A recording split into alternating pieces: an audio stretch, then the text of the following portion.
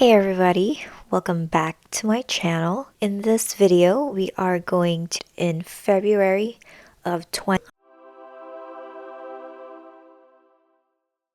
Alright, first we are going to go over all the dramas that I have unfortunately dropped. First is the 2025 Chinese contemporary romance, The White Olive Tree. I watched 7 out of 38 episodes. It tells a love story between a reporter and a bomb explosive expert that is volunteering in this war zone in a fictional country, and the female lead gets dispatched and gets assigned to cover that area for the news. Reasons why I dropped: I just can't buy into this drama. I really can't get into the exposition between the male lead and the female lead, which I think is too bad since I was really looking forward to the dramas because I've liked dramas led by these two leads. I think the male lead, Chen Ziyuan, fits his role perfectly until the supporting roles come in and he's in the same frame and they look more like soldiers because they're tan and they're like masculine looking, and he doesn't have that. I don't know if it's because he's not a soldier, an actual soldier, but he doesn't look like he belongs there. And unfortunately, as a romance drama, the chemistry matters, and I do not feel it between these two. The second drama that I dropped is the 2025 Korean melodrama Motel California. I don't know how many episodes I've actually watched out of 12. It tells the story of our female lead that left her hometown for the big city, but her work brings her back to her hometown and she reunites with the people who have hurt her and her first love who is still waiting for her. I just couldn't understand why the male lead still liked the female lead. I got why he liked her when they were children, but I feel like anybody would be turned off by the female lead by how wishy-washy she is and how selfish she is, which I didn't notice at first because of how charming the lead actress Lee Se-young portrayed the character. And the writing is all over the place.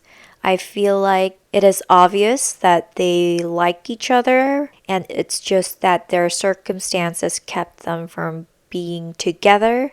But the writer forces the angst between them by making them doubt each other's feelings. The tone of the drama is all over the place when it switches up from the comedic scenes and the mellow scenes, as I've mentioned in the last video, which makes the drama really confusing and hard to get into. And when I checked back into the episodes, when I dropped it, it got really dark. I don't know if that was the truth behind the incident, but the female lead did something bad.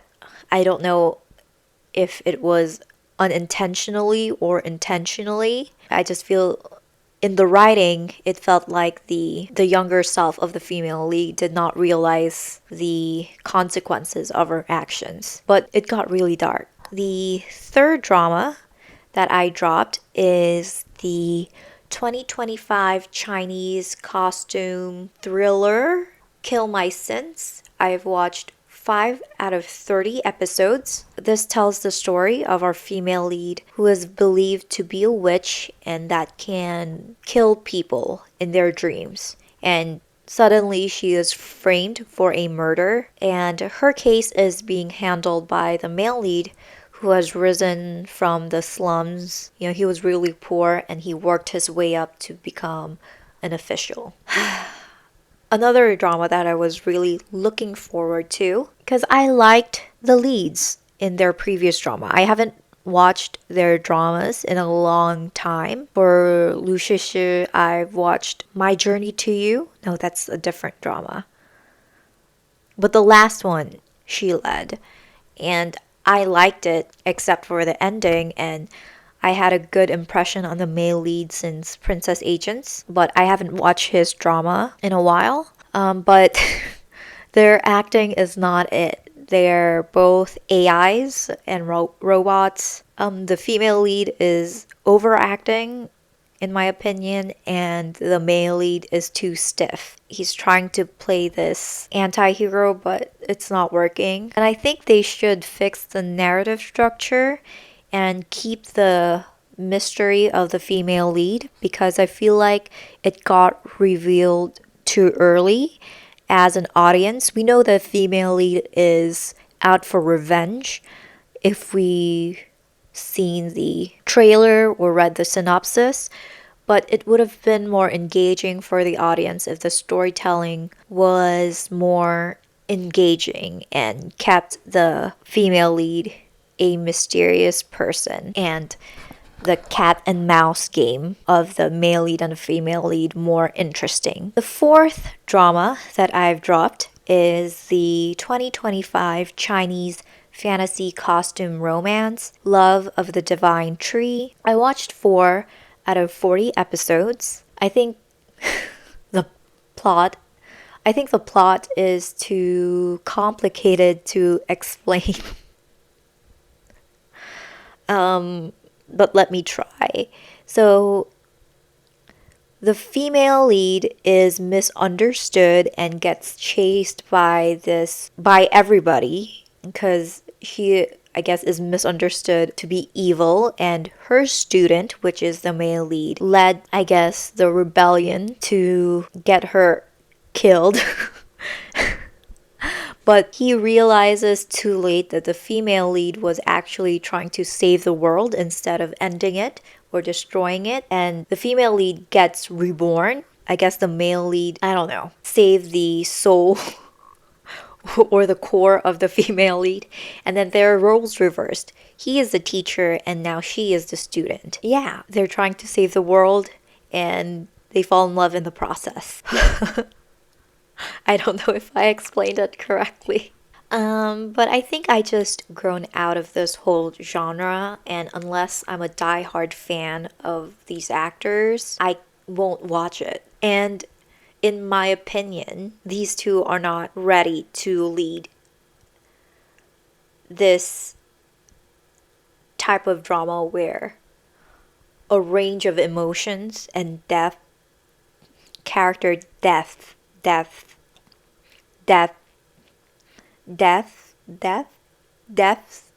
is needed. Alright, there are 2 dramas that I have rewatched in the month of February. The first one being the 2016 Korean contemporary romance, Descendants of the Sun. It tells the love story between a soldier and a doctor. They meet in Korea where it's peaceful. They fall in love, but it didn't work out because of the occupation of the male lead being called out to emergencies and the confidentiality of the assignments that he is tasked to do. And they meet again because the female lead is screwed over by her employer and she gets dispatched into this war zone where she reunites with the male lead and their love story continues. I rate this 8.5 out of 10. I watched this just in case I was being too harsh or being too weird on the White Olive Tree, the Chinese drama that I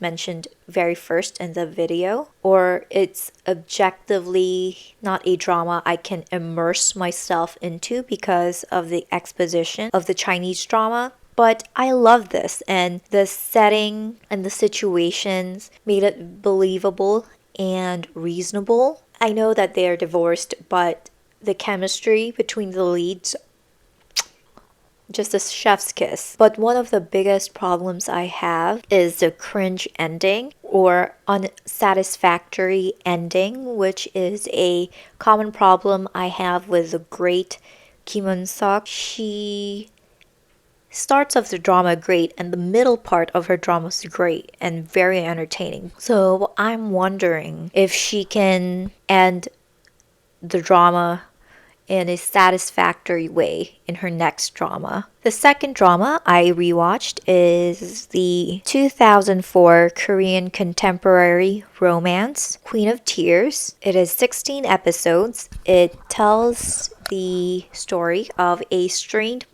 marriage between an heiress of a department store and her husband, who's a lawyer, who is secretly planning to divorce her until she is diagnosed with an incurable disease. 10 out of 10.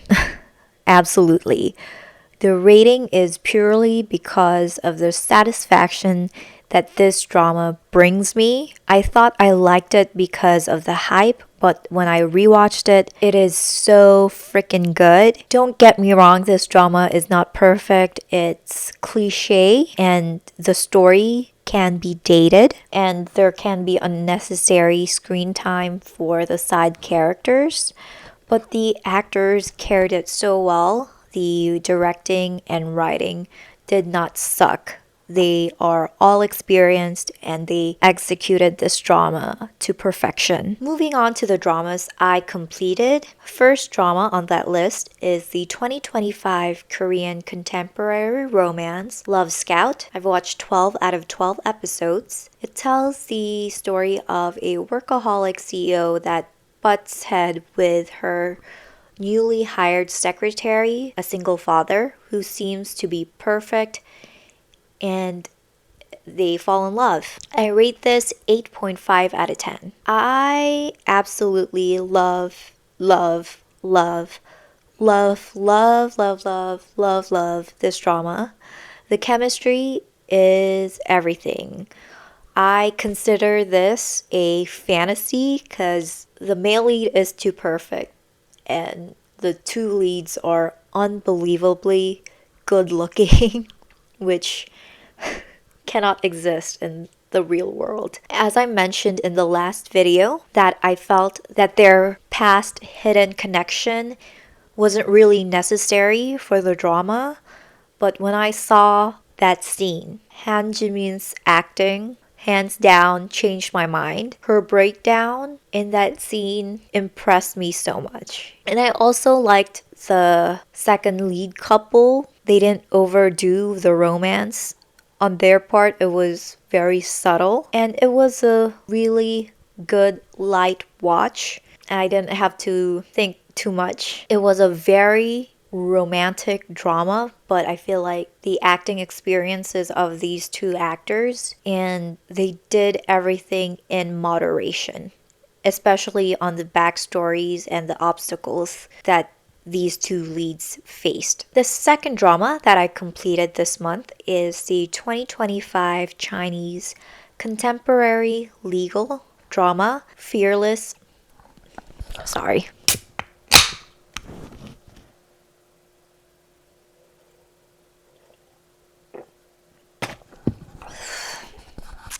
The Fearless Season 2. I've watched 38 out of 38 episodes. So the story continues for our female lead as she is kicked out of the law firm and she establishes her own with her other two partners and unraveling the truth of a case that involved her former law firm and her mentor. I rate this 10 out of 10. This was so much better than season 1, which I had a hard time watching. It was engaging, but it got hard when the main arc of the female lead happened in season 1. And the season 2 was so much more engaging as I was looking forward to newer episodes. Plus, I didn't know it was airing when it aired. When I found out about it, it was on episode 20 something, and I've searched everywhere for the update for this drama. That's how excited I was to the newer episodes. The acting of these non-idol middle-aged actors, I'm really a fan of all of them. Good script and directing. No over exaggeration or it wasn't too experimental. And the two leads finally got together. The persistence of the male lead. And I look forward to season 3. I'm planning to make a detailed review because I really love this drama. I don't know if I'll be able to make it. As I've said, I've written so many reviews, but it takes a while for me to actually record the drama, and I'm such a lazy person and a procrastinator that I hate editing. And my computer is old. Oh, it's overheating. That every time I try to edit, it lags, and I don't know if I'm actually editing well. Thank God the previous drama turned out okay.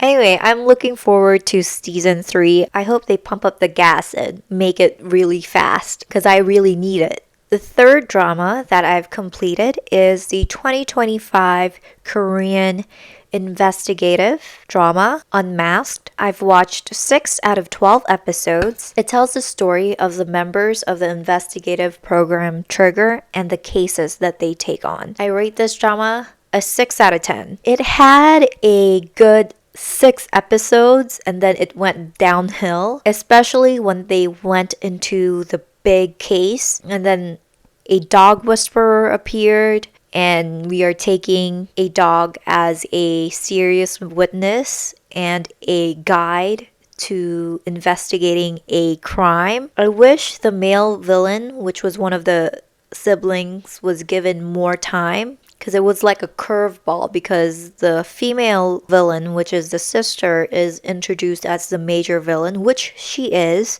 But I feel like, the shift between the two and the weight that they put in the male villain was all too sudden. And I feel like they're gearing up for a season 2 because it's revealed that the female villain is not actually dead. So we'll see if it will do better in the second season. Because I did like the chemistry between everybody in the drama, especially the 3. The fourth drama that I completed is the 2025 Korean Contemporary School Action Drama Study Group. I watched 10 out of 10 episodes. Our male lead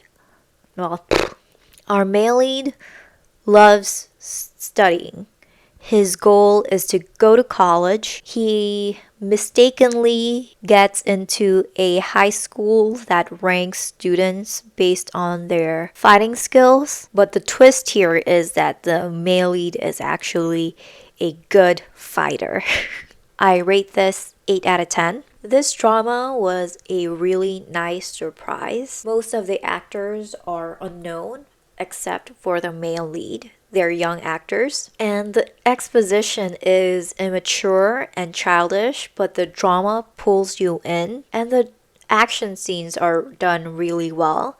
I like that they gradually ease you in to the exaggerated action scenes, because in the first few episodes, as an audience, you are drawn in by the well executed and choreographed action scenes, and in the later ones, it gets more exaggerated and more manga-like, which I really enjoyed, which did not resonate with some of the audiences that watched this drama. They really hated it as the drama went on, but I loved it. And the drama is really funny, especially the uncle's forbidden moves. It's really childish and immature, but it's really funny. And looking forward to season 2 because I think that's what they're trying to do. And this one I'm actually looking forward to. Moving on to the dramas that I am currently watching. First on the list is the 2025 Thai time travel historical romance. Good heavens, I'm a goose, not a swan. I watched 12 out of 23 episodes. It tells the story of our female lead in the present time who time travels to the past and ends up with an identity of a prostitute. And our male lead is a detective slash police officer who shares a history with her. I rate this 7 out of 10. Again, this is a nice surprise because I don't usually watch Thai dramas, but My Sharia Moore brought me back. The chemistry between the leads are good. Very good, in fact. They're both good looking, but the chemistry about social norms and rules are very surface level and shallow. I don't expect it to go really deep, but I want it to be well thought through and sincere and not do it because just for the sake of it. And sometimes with Thai dramas, I get really confused because the leads are being physically intimate and their dialogues are saying, I love you already. And then they act like they don't like each other or they're still confused. Maybe it's lost in translation, but there are a couple of scenes that I'm left confused at what their status of the relationship is. And please recommend some Thai dramas. All of my tabs are Thai dramas that I am looking forward to watch if I have time, if ever I have time. The second drama that I'm currently watching is the 2025 Korean costume romance, The Scandal of Chunhwa. I'm currently at 8 out of 10 episodes. It tells the story of a princess of a fictional country that is set to choose her own husband, and our male lead, who is one of her suitors, who is one of the richest merchants. He also publishes a book that is very popular but is also suspected to be real events that happened within the royal family, and there's a secret author behind it, and you can guess who it is. I rate this 6 out of 10.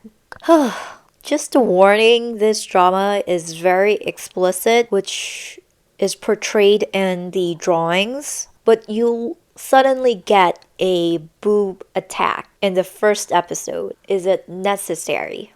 The answer is no. It is not necessary to suddenly show boobs in the middle of the drama.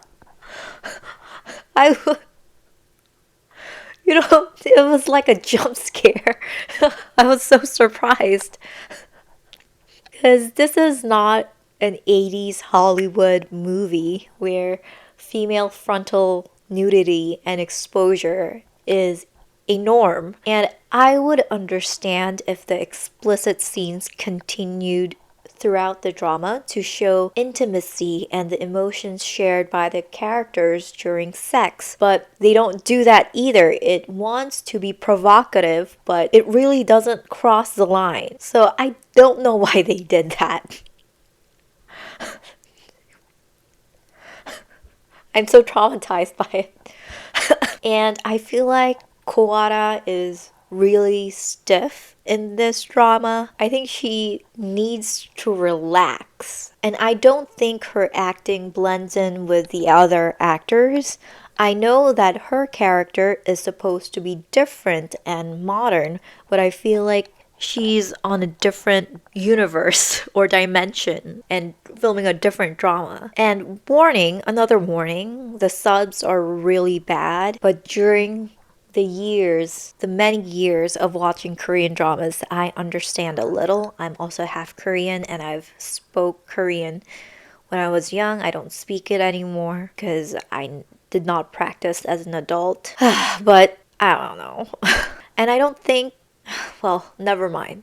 I'll just end it there. The third drama that I'm currently watching is the 2025 Korean weekend family drama for Eagles Brothers. I'm currently at 8 out of 50 episodes. It is a family drama about a widow and her four brother-in-laws who took over her late husband's Makgeolli brewery, and a hotel CEO slash chairman who is widowed as well as her new romantic love interest. I rate this 8 out of 10. It is going really well. The characters are stereotypical and one-dimensional, especially those not in the main cast, but the actors are really charming and they pull it off. And I'm really looking forward to the love story between the two leads and a couple of supporting characters, especially the professor who's a single father and the student. They're cute. They're really cute. And it's a easy watch. I play it in the background while I'm doing laundry or cooking, which goes the same for the next drama that I'm currently watching, the 2025 Korean daily family makjang drama, Desperate Mrs. Sunju. I watched 62 out of 120 episodes. Very typical daily drama where the female lead's husband cheat on her and her overcoming the obstacles, and male lead helps her unconditionally. The male lead is also experienced the same thing as the female lead, and both of them work at the same company of their exes. I rate this 8 out of 10 for a daily drama. And like I said, as I watch it in the same mindset as the weekend drama, it's a nice background noise and it's really entertaining. And I just can't wait for the downfall of the villains. I wish they end up in jail. Very unhappy. The next drama that I'm currently watching is the 2025 Korean contemporary rom-com, My Dear Nemesis. I've watched 4 out of 12 episodes. It tells the story of our female lead that is known to be a boss killer, as her bosses quit due to her workaholism and hot temper. The new director of her department is the heir of the department store that she works for. The male lead puts on a mask to become the perfect heir, but our female lead discovers his secret hobbies. And they knew each other in the past when they were younger in a game, and the female lead dumped the male lead in a very cruel manner. I rate this 8 out of 10. I really like both actors and the supporting roles. I'm more biased with the male lead. I know in the comments in this drama they don't like the male lead that much, but I love him since Twinkling Watermelon. And there's a Moon Ga-young drama that I really love where she forgets her past and she's a famous actor, and the male lead is a newscaster that has like perfect memory or something. I really love that drama. It's a very watchable rom-com. We'll see at the halfway point if it meets my expectations and if it's really satisfactory or it goes downhill. The next drama that I'm currently watching is the 2025 Chinese contemporary sci-fi comedy romance, Filter. I've watched 10 out of 32 episodes. Our female lead receives a bracelet that allows her to change her appearance, inanimate and animate objects, animals, picture frames, another human being, whatever. And then she reunites with her first love, which the male lead has a completely different recollection of, and all the funny things that can happen within this setup. I rate this 8 out of 10. This is a really funny drama. The female lead turns into an alpaca and flying kicks the male lead.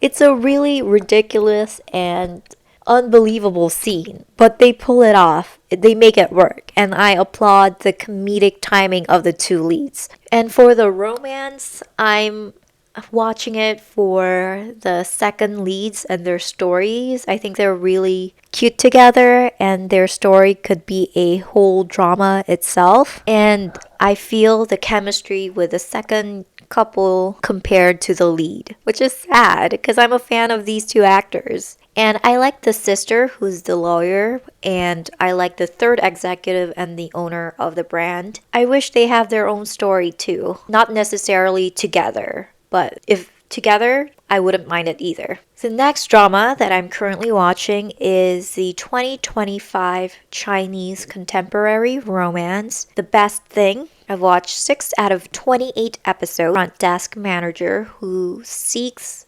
treatment from a Chinese medical center for her insomnia because she tried everything. And there she meets our male lead who is a traditional Chinese medicine doctor. I rate this 9 out of 10 because we're still in the beginning. I won't rate it perfectly. I was looking forward to this drama for such a long time, ever since they've announced the casting, and this drama follows my expectations to the T, which puts me at ease. It relieves me so much. I can just sit and enjoy the drama. I can giggle without any worries. Because sometimes nowadays dramas make me uneasy because they throw me a curveball and it gives me anxiety that I'll feel disappointed by the drama, which is why it's so hard for me to start and get into the newer dramas that aired. I haven't watched the Mellow movie yet, which I've heard really disappointing reviews on, and the Park Hyung-sik drama Buried Hearts and the Undercover High Schooler. Yeah, so many dramas that I did not watch because I'm so scared that I'll be disappointed. I did start Love and Sword, which I did not include in the dropped because I've watched like really quickly the first 4 episodes, and well, I'm sorry. My quick player thing just gave up on me, so this is another day. I only noticed it while I was editing by the end. So I'm re-recording the parts that got cut off. I was looking forward to it a little bit because of the male lead, and even though his other dramas were disappointing, the last one where he was a vampire, what was that? What was that drama? Snowfall. Snowfall was watchable and it was fun. So I was looking forward to this one a little bit, but it was very disappointing. Very cheap CG. The story's the editing's not good. So yeah, it was very disappointing, but hopefully he has more dramas to come. Because I don't know, I really find him attractive. Finally, there is a drama that I am kind of holding, which is the 2025 Chinese contemporary mellow romance, The First Frost. I watched 4 out of 32 episodes. And it's the spin-off of the Zhao Lusi drama Hidden Love, but this is a much more heavier drama because Hidden Love was a rom-com, and it's the story of her brother who reunites with his first love. I kind of rate this 6.5, 7 out of 10 because I'm still on the fence about this one. I have the same feeling as the other Chinese melodrama, Will Love in Spring, where it tries too hard to be moody, and the reason I watched Will Love in Spring is because of the leads. I really think those 2 leads pull the drama off despite its trying too hard directing. But this one, I don't know. And based on the comments on my drama list, either the audiences love it or really hate it. I don't think this is my cup of tea, but please don't get me wrong. I love melodramas. Some of my favorite dramas are melodramas. I'll mention one, which is my absolute guilty pleasure, is I Have a Lover. It's a Korean weekend drama which has 50 episodes. The husband's a piece of trash and the drama gives me high blood pressure, but the only reason I watched it is because of the chemistry of the 2 leads and the angst and the longing that they have for each other. Every quarter, the compilations of their scenes. Oh my gosh, it did it again. So this is the 3rd recording. I'm continuing it. I don't know. The main point is that in the spoilers that I've seen of this drama, the female lead is doing most of the suffering, right? And for me to buy into their love story and their angst and their reluctance and their difficulties of being together, both sides should be suffering. And it seems like the female lead is the only miserable party, and the male lead is the knight in shining armor that is by her side. I want to suffer. For melodrama, I want to be tortured with both of them. For melodrama to work, it's in the nitty gritty details of their feelings and the progression of their feelings and their sufferings. I don't know if I should include this, but I did a unboxing, the first recording of this tumbler, another water bottle that I bought from Amazon. I wanted the white one, but it was like $100 compared to this one, which was 30. And it's really cute. I don't regret it, even though I have a Owala already and a Hydro Flask. And I bought a bunch of skincare products with money that I don't have. So wish me luck in paying off my credit card debt. Well, I think that's it for this video. I'm gonna cut it real fast so the video doesn't get cut off again. But that's it. Bye, everybody. Please like and subscribe.